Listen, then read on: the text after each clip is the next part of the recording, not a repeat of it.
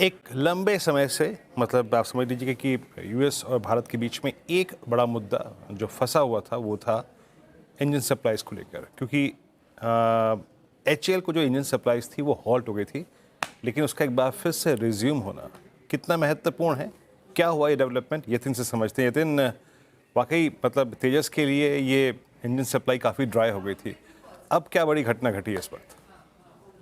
बिल्कुल। और वीरू देखिए, जो प्रेस रिलीज जी एरोस्पेस ने पब्लिक डोमेन में रखी है और एएनआई के हवाले से जो खबर आ रही है उसमें ये है कि जो 1-2 साल का डिले हो गया था F404 इंजन्स का, वो फाइनली सप्लाई शुरू हो गई है।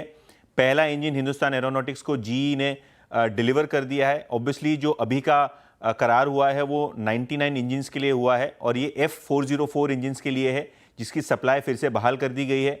ऑब्वियसली ये 1-1.5 साल की मुशक्क़त और गवर्नमेंट टू गवर्नमेंट जो नेगोशिएशंस थे उसका हिस्सा था, और कहीं ना कहीं ये बॉटलनेक्स था प्रोडक्शन का, जिसको हल करके अब जी ने डिलीवरी शुरू कर दी है। ऑब्वियसली अगर हम बात करें F414 इंजन की, तो यहाँ टेक्नोलॉजी ट्रांसफ़र को लेके अभी भी असमंजस बना हुआ है। लेकिन F404 इंजन की बात करें, ये अहम क्यों है? क्योंकि अगर हम MK1A जो तेजस एयरक्राफ्ट का ट्रेनर वर्जन है और जो बेसिक वर्जन है, इसके लिए ये इंजन सप्लाई शुरू होगी। और अगर हम बात करें तो LCA MK1A का टोटल ऑर्डर बुक का कंट्रीब्यूशन लगभग 49% है। इसका मतलब ये है कि FY24 के अंत की जो ऑर्डर बुक थी उसका 50% हिस्सा ये पर्टिकुलर वेरिएंट था जहां F404 इंजन लगेंगे। जी ने इसके पहले 65 इंजन ऑलरेडी हिंदुस्तान एरोनॉटिक्स को सप्लाई कर दिए, जहां तेजस एयरक्राफ्ट में ट्रेनिंग ली जा रही है। और 99 नई इंजन सप्लाई का मतलब ये होगा कि आगे जाके ये भारतीय वायुसेना का एक बहुत बड़ा हिस्सा बनेगा। ऑब्वियसली अगर हम सप्लाई चेन की बात करें तो 1.5 साल के डिले के बाद देरी से सही, लेकिन कहीं ना कहीं दुरुस्ती से ये सप्लाई फिर से शुरू हो गई है। और FY24 की जो ऑर्डर बुक है हिंदुस्तान एरोनॉटिक्स की, वो FY24 के रेवेन्यू से लगभग 3 गुना से ज़्यादा बड़ी है।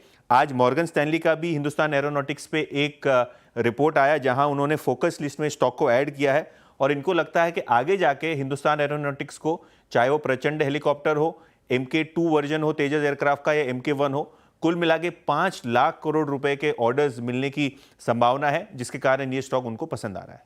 ओके, शुक्रिया आप यतिन। तो ये क्लियरली आज का stock of the morning, stock of the day rather, 4% ऊपर इस समय आपको ट्रेड करता हुआ दिखाई देगा हिंदुस्तान एरोनॉटिक्स का शेयर।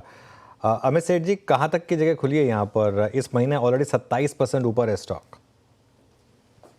जी अनु जी, काफी पॉजिटिव स्ट्रक्चर है। इंपॉर्टेंट बात ये है कि 3950 का एक रेजिस्टेंस था, स्टॉक ने वो क्रॉस किया, 200 एमआर रिगेन किया। कल के सत्र में थोड़ा सा यहाँ पे एक कूलिंग ऑफ देखा था, लेकिन आज हम वापस देख रहे हैं कि 200 एमआर से बाउंस कर रहा है।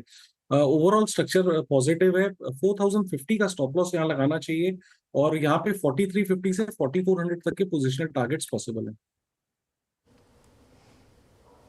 एचएएल करीब ओके। 41-52 पैकेट ट्रेड करता हुआ 3.5% ऊपर। तो अभी आपने एग्जैक्टली इसके ट्रिगर्स को समझा।